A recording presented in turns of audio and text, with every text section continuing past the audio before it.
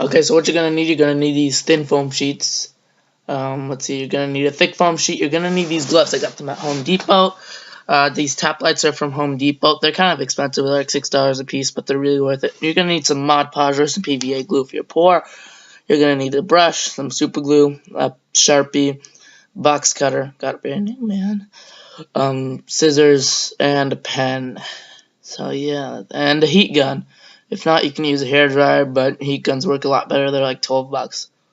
Okay, I don't know. I have a glove on in this. Okay, so you're just gonna take a piece of tape and then kind of wrap it around your arm for the circumference. Widest part of your arm works best. And you're gonna have to loop it at the point that it is widest. So you're gonna try to make a circle exactly as wide as the widest part of your arm. Sorry, I got a cough. And I'm just taking a really long time doing that. And you're going to cut it in 4 places. 1 thin and then 2 on the sides that are equally as long.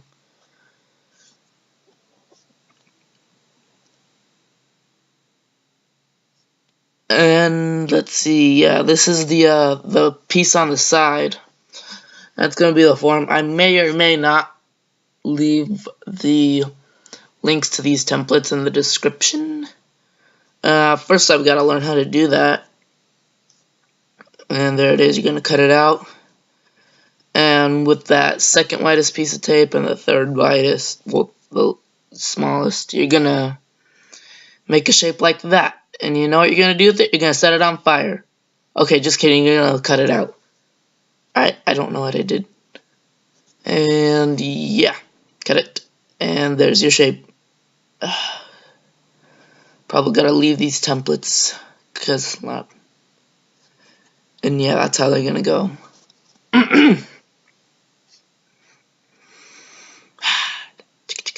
I'm just narrating this. Yeah. Okay, and then it's going to kind of line up like that, like the 2 pieces with the indented curve are going on the outside. And then the second widest piece, or I guess the third widest, is going on the middle, and then the 4th widest is just going on either side. But that's how it's going to work out, but it doesn't really need to be that way since we're all going to be separate anyways.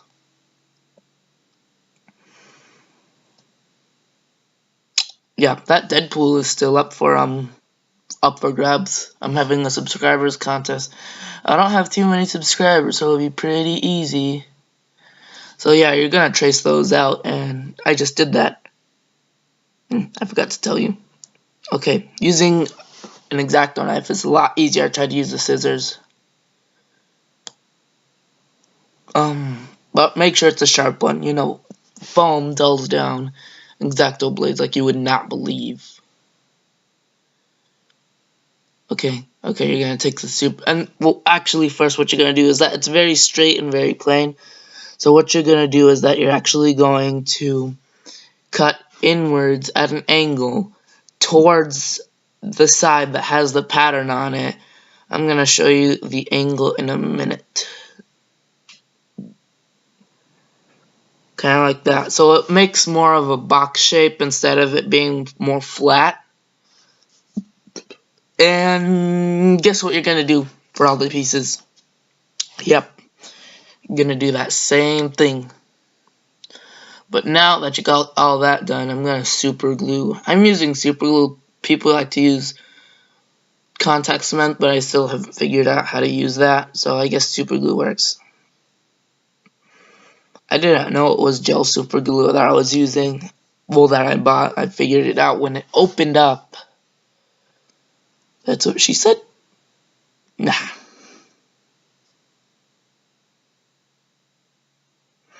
Okay, now it's all. And now you're applying it. Gotta take it time to dry. You gotta press it down. You gotta apply force down on the surface you're using it. And then inwards to the seam that you're gluing together, and that'll give you kind of a smoother finish. And you're gonna do that for all 4 of the pieces, because who doesn't like tedious tasks? Okay, now that you got that piece, what you're gonna do is now you're gonna apply some heat, so you could curve the pieces, especially those the big ones. So yeah, just gonna watch me do this for a minute. But yeah, that Deadpool is up for grabs. You know, I'm gonna use something to curve it with since the foam is still pretty hot.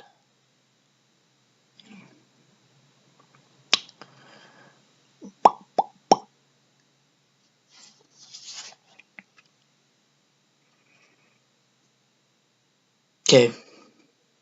Yeah, yep.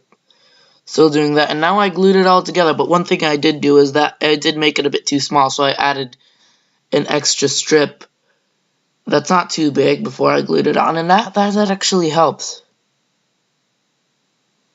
Oh snap.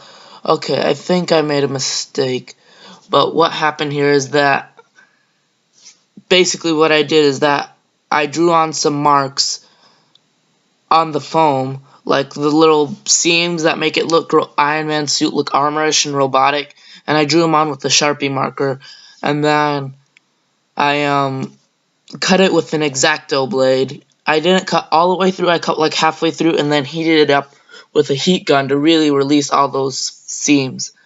Now what I actually did here is that I cut the it's going too fast now. Is that I cut the elbow in such a way that you could bend the joints, like I just showed you, and then I used that piece for the elbow, and I cut the 2 end pieces at a bit more of an angle so that it could then attach to the elbow like such. And now I'm using Mod Podge to seal the whole thing, because if you just paint it like this, it's just gonna absorb the paint, the foam. So now that I'm doing that, I can breathe.